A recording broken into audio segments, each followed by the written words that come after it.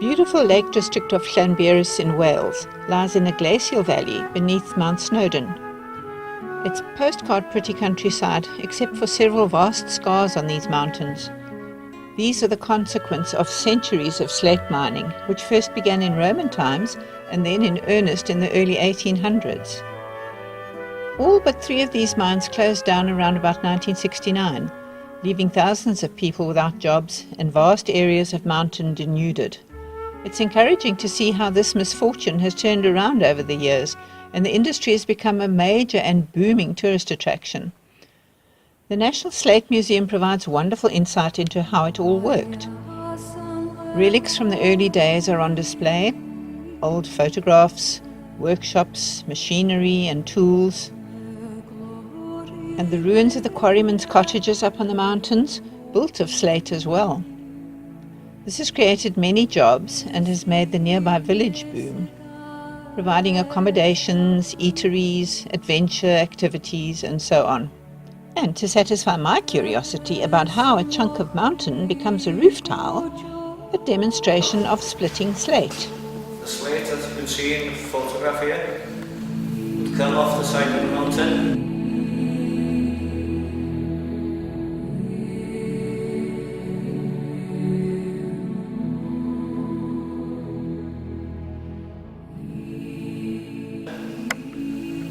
And then 2 or 3 people would split up the fleet into 6 to 8 inches thick, and then manhandle them onto flat trucks, as you see outside here, to be taken by train from the mountain face to the sheds, where they were manhandled again onto the saw table. And what you did was you'd figure out how many pieces of blocks of slate they had measuring stick. What they would figure out was you could get roughly 2 20-inch slates.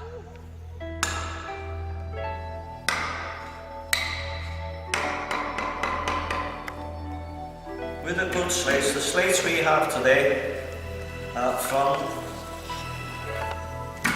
there's one quarry the other side of the mountain in Bethesda, and there's another 2 small ones in Llanberis, roughly about 20 miles away. One above ground and one below ground.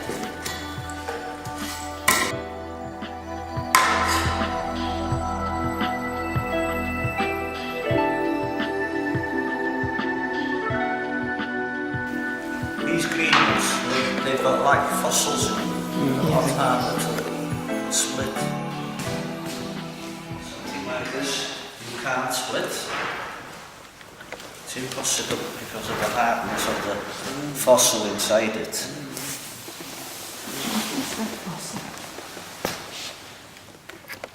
Can you see the shiny stuff in it? Looks like silver. Yeah, what is that, mica or? Fool's gold. Slate is a metamorphic rock derived from sedimentary rock, so anything that got trapped in the mud would become fossilized. Plant material, prehistoric human relics, Ice Age fauna, as well as more ancient fossil groups like the dinosaurs, ammonites and trilobites. Well, there's no fossils in them really. We get these from the quarry in Bethesda. They will last, like I was saying, 300 years. You can reuse them and reuse them.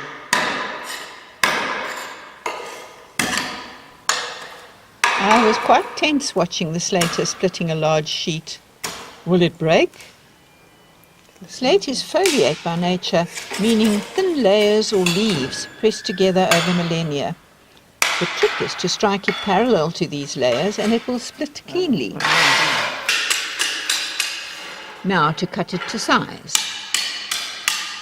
He's obviously done this before.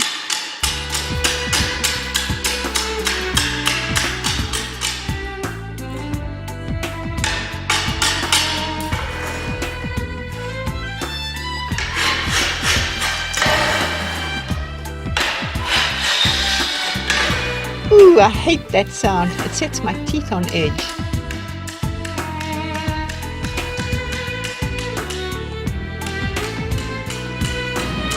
Whoops. This is used for path and gardens and things like that.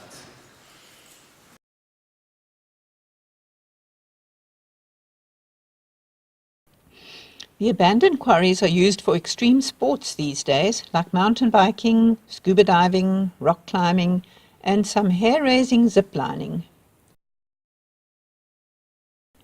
The narrow gauge railway with its dinky trains is a huge tourist attraction.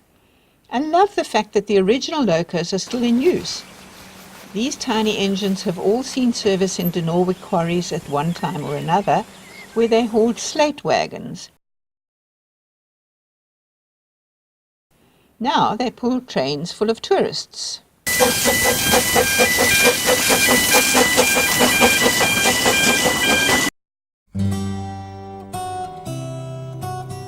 The train runs by the lake shore, through some pretty pastures and forest.